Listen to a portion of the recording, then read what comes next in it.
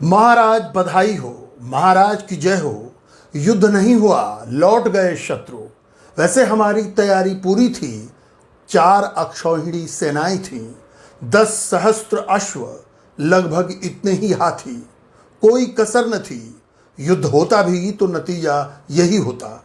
न उनके पास अस्त्र थे, न अश्व, न हाथी। युद्ध हो भी कैसे सकता था।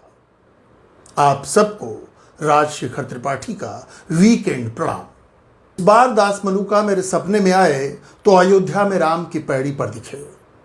श्रीकांत वर्मा की इसी कविता का पाठ करते हुए जो अभी मैंने आपको सुनाई। मैं इस कविता पाठ के बीच में ही घुस गया और उनसे सवाल दाग दिया, प्रभु पिछले वीकेंड कहाँ रह गए थे। पहले तो दास मलूका अकबकाए, फिर उन्होंने कहा कि सर्जिकल स्ट्राइक चल रही थी ना, युद्ध जैसे हालात थे, दिख रहे थे, इसलिए मैं अयोध्या चला आया। मैंने कहा, अरे युद्ध की तो नौबत ही नहीं आई। ऑपरेशन सिंदूर तो 4 दिन में ही निपट गया, सीज फायर हो गया। वैसे भी पाकिस्तान की कुव्वत कहाँ है किसी स्ट्राइक को लंबा झेलने की। हालांकि इस पूरे मामले में डोनाल्ड ट्रंप के जंप ने बड़ी कंफ्यूजन पैदा कर दी। दास मलूका ने पूछा, कैसी कंफ्यूजन। मैंने कहा, डोनाल्ड ट्रंप ने कई बार यह बयान दे दिया कि यह सीज फायर मैंने कराई है, जबकि भारत की स्टेटेड लाइन है कि भारत और पाकिस्तान के मामलों में कोई तीसरा मुल्क दखल नहीं देगा। अब अच्छा भला देश हाउडी मोदी कर रहा था, ट्रंप ने हाउस द जोश की हवा निकाल दी। सरकार और ब्यूरोक्रेसी बगले झांकने लगे। दास मलूका बोले, कहां पड़े हो चक्कर में, कोई नहीं है टक्कर में।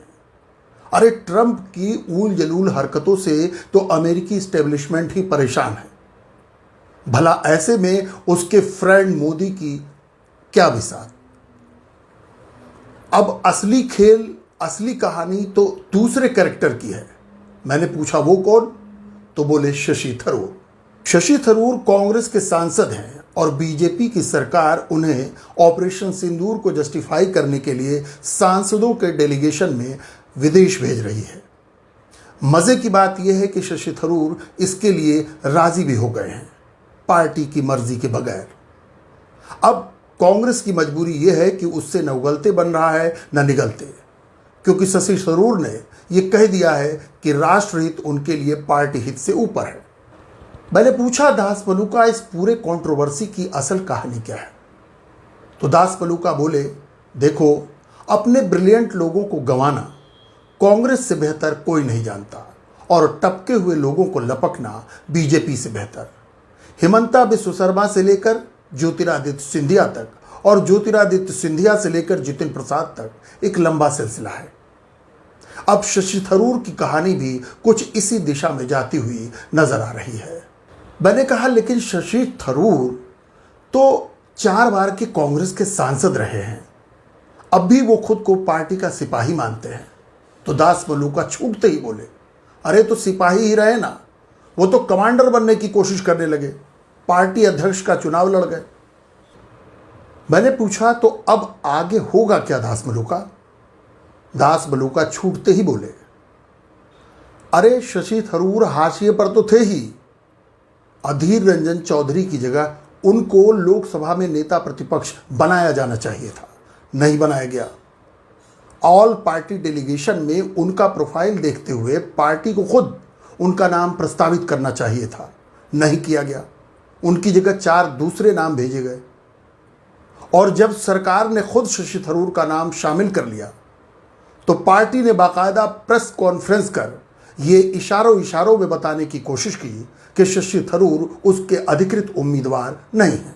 मैंने पूछा कि थरूर के पास तो यूएन में काम करने का एक्सपीरियंस भी है, एक बार वो यूएन जनरल सेक्रेटरी का चुनाव भी लड़ चुके हैं। तो दास मलूका मुस्कुराते हुए बोले, तभी तो बीजेपी ने मौका देखकर चौका मारा कि कांग्रेस ने शशि थरूर जैसे विदेश नीति की गहरी समझ रखने वाले आदमी का चुनाव डेलीगेशन के लिए क्यों नहीं किया। अमित मालवीय तो राहुल गांधी को लपेटते हुए यहां तक बोल गए कि ये इनसिक्योरिटी है या जलन। बहरहाल अब आपदा में अवसर शशि थरूर भी देख रहे हैं और मोदी की बीजेपी भी। केरल में जमीन के नीचे संघ परिवार की हलचल आज की नहीं है। जहां तक बीजेपी का सवाल है तो मोदी जी के आने के बाद उसके पक्ष में एक हवा तो बनी है, लेकिन जमीन पर ऐसा कोई बड़ा चेहरा नहीं है जो इस हवा को अपने पक्ष में, बीजेपी के पक्ष में मोड़ सके। ऐसे में बीजेपी की कोशिश तो होगी कि थरूर को अपने पाले में लाया जाए। जहां तक थरूर का सवाल है तो थरूर उस त्रिवेंद्रम के सांसद हैं जहां पद्मनाभ मंदिर है। थरूर ने एक किताब भी लिखी है, वाई आई एम हिंदू, यानी मैं हिंदू क्यों हूं। त्रिवेंद्रम में 66% से ज्यादा हिंदू वोट हैं और 19% से ज्यादा ऐसे क्रिश्चियन वोट हैं जो एंटी मुस्लिम वोटिंग करते हैं। दास मलूका बोले, अब इतना कुछ कहने के बाद मुझे आगे कुछ कहने की जरूरत है क्या। मैंने आखिरी सवाल किया कि थरूर का कार्ड खेलकर बीजेपी ने राजनीति तो की है ना। दास मलूका बोले, सत्ता और राजनीति का नाभिलाज संबंध है। हां, राजनीति असली वो है जो जाहिर ना हो। बीजेपी चाहती तो इस मामले को थोड़ा सलीके से हैंडल कर सकती थी, कांग्रेस से अंदर खाने बातचीत कर थरूर को मांग लेती, फिर आगे जो करना होता करती। मैंने सर हिलाया और उठने लगा।